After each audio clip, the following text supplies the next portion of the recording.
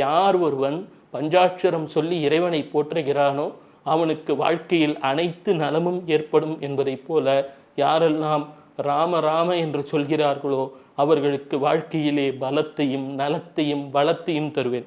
அது தவிர ஹனுமானது எனது அவதாரம் மும்மூர்த்தி அம்சம் கொண்டதாக விளங்கும்.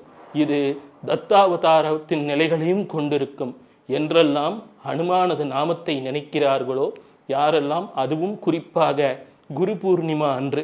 காரணம் என்ன? ஹனுமானது முக்கியமான மந்திரம் என்ன?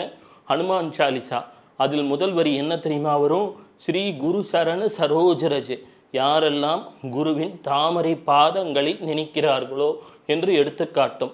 எனவே யாரெல்லாம் குரு பூர்ணிமா அன்று ஹனுமனது நாமத்தை நினைக்கிறார்களோ, ஹனுமனது பெயரை சொல்கிறார்களோ, ஹனுமான் சாலிசா போன்ற ஹனுமான் அஷ்டோத்திரத்தை கேட்கிறார்களோ வாழ்க்கையில் சகலவித துன்பங்களும் நீங்கி சங்கடங்கள் நீங்கி செல்வம் பெருகும்.